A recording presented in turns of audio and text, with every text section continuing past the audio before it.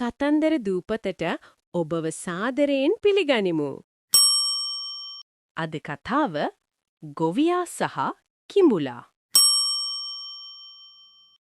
එක් සුන්දර උදෑසනක කරුණාවන්ත ගොවියෙක් ගම් ඉවුරක් දිගේ ඇවිද යමින් සිටියා.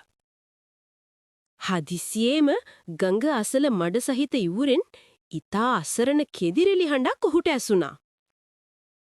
ඒ හඬ එන දෙසට ගොස් බැලූ විට ඇලෙන සුළු තද මඩේ සිරවී සිටින කිඹුලෙකු ඔහු දැක්කා. ඒ කිඹුලා ඇටසැකිල්ලක් මෙන් කෙට්ටු වී ඉතා දුර්වලව සිටියා. අනේ මට උදව් කරන්න, කිඹුලා වෙවුලන හඬින් බෙගේපත්ව කීවා. මම පොරොන්දු වෙනවා. ඔබ මාව බේරගත්තොත් මම කවදාවත් ඔබට කරදරයක් කරන්නේ නැහැ, කිඹුලා කිව්වා. ගොවියා මදක් පසුබට වුණා. කිඹුලාව විශ්වාස කළ හැකිද යන්න ගැන ඔහුට සැකයක් මතුවුණා. නමුත් ඒ කිඹුලා දෙස බලන විට ඔහු ඉතා අසරණව පීඩාවට පත්වී සිටින බව පෙනුණා. අසරණ කිඹුලා ගැන ගොවියාට දුක හිතුණා. කිඹුලා කියපු දේ විශ්වාස කරපු ගොවියා ඌට උදව් කරන්න මඩට බැස්සා.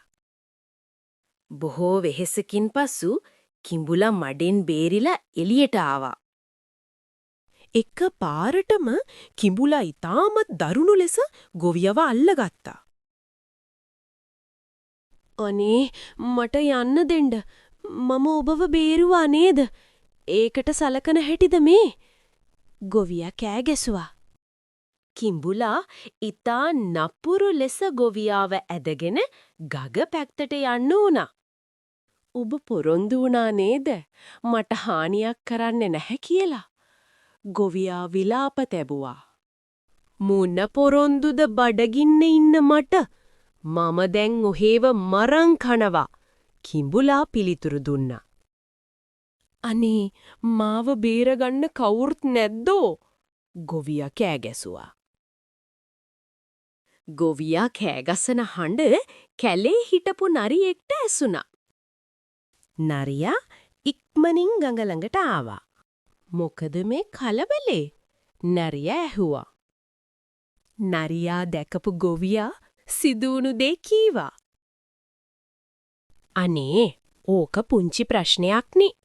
මට පුළුවන් සාධාරණ විදිහට මේක විසඳන්න, නරියා සංසුන්ව කීවා. අනේ ලොකු දෙයක්. මට හරි බඩගිනි. මෙයාට කලබල කරන්න නැතුව මාත් එක්ක එන්න කියන්න, කියලා කිඹුලා කීවා. හොඳයි, මම කියන්නම්. හැබැයි මුලින්ම මට ඔයාලා කතාව පටන් ගත්ත විදිය බලන්න ඕන, කියලා නරියා කීවා. අපෝ සුළු දෙයක්නේ. මම හිටියේ මෙන්න මෙහෙම මඩේ එරිලා, කියලා කිඹුලා මුලින්ම හිටි විදිය පෙන්නුවා. මෝඩ කිඹුලා ආයෙත් හෙලවෙන්න බැරිව සිටියා. බලන් ඉන්නේ නැතුව බේරිලා දුවන්න. ආයෙ නම් මේ වගේ අසත්පුරුෂයන්ට උදව් කරන්න යන්න එපා, නරියා ගොවියා ළඟට ඇවිත් කීවා. ගොවියත් නරියත් එතනින් ඉවතට දිව්වා. අසත්පුරුෂ කිඹුලා දුකෙන් බලාගෙන හිටියා. ස්තුතියි. මෙවැනි රසවත් කතා නැරඹීමට කතන්දර දූපතට නැවත එන්න.